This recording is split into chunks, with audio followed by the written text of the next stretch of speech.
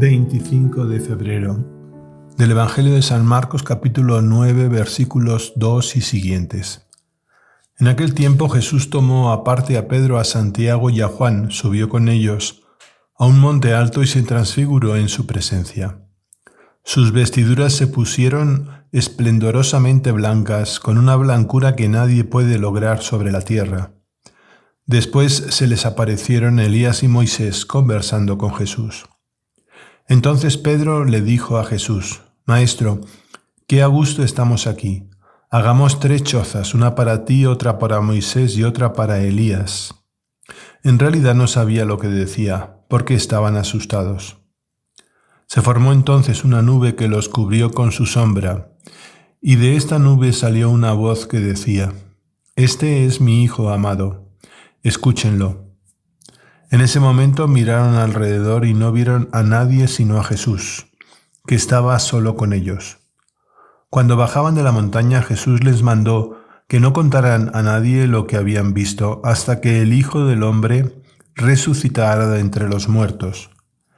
Ellos guardaron esto en secreto, pero discutían entre sí qué querría decir eso de resucitar de entre los muertos. El Señor sabe de la dificultad de los discípulos para entender los designios de Dios, que les costaría entender el camino de la cruz, la pasión y el sufrimiento.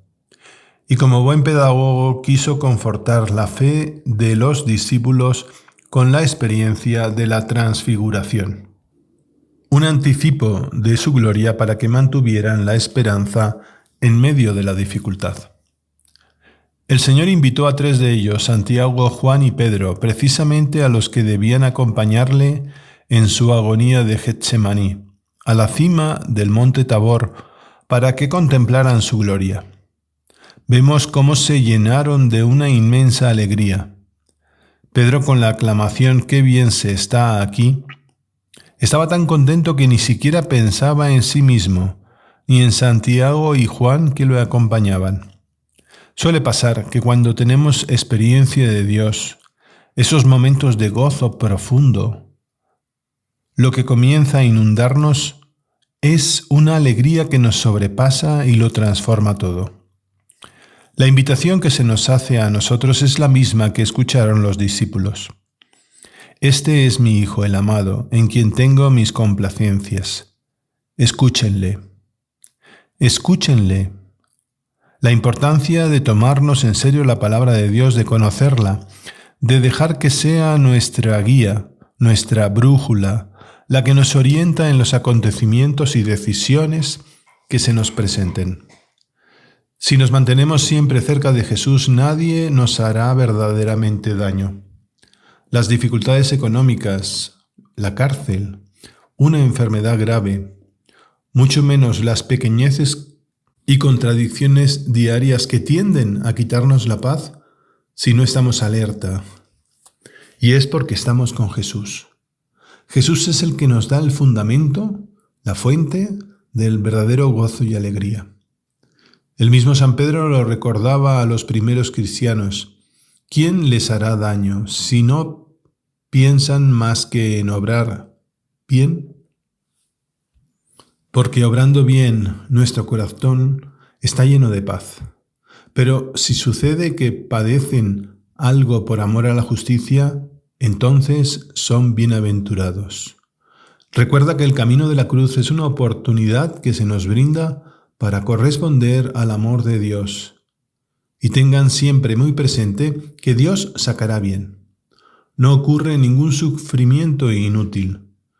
Todos los aprovecha el Señor para la salvación del género humano, de tu familia, de ti. Recuerda que la gloria es suya y la última palabra la pondrá Él. Ya nos recuerda el Evangelio: cielo y tierra pasarán, pero mis palabras no pasarán y se cumplirán. Nos dice el Papa Francisco: la ascensión de los discípulos al monte Tabor nos induce a reflexionar sobre la importancia de separarse de las cosas mundanas, para cumplir un camino hacia lo alto y contemplar a Jesús. Se trata de ponernos a la escucha atenta y orante de Cristo, el Hijo amado del Padre, buscando momentos de oración que permitan la acogida dócil y alegre de la palabra de Dios. En esta ascensión espiritual, en esta separación de las cosas mundanas, estamos llamados a redescubrir el silencio pacificador y regenerador de la meditación del Evangelio, de la lectura de la Biblia, que conduce hacia una meta rica de belleza, de esplendor y de alegría. Al finalizar la experiencia maravillosa de la transfiguración, los discípulos bajaron del monte, con ojos y corazón transfigurados por el encuentro con el Señor. Es el recorrido que podemos hacer también nosotros, transformados por la presencia de Cristo y del ardor de su palabra, seremos signo concreto del amor vivificante de Dios para todos nuestros hermanos. Y que la bendición de Dios Todopoderoso, Padre, Hijo y Espíritu Santo, y la de nuestra Madre del Cielo, descienda sobre ti y permanezca para siempre. Amén.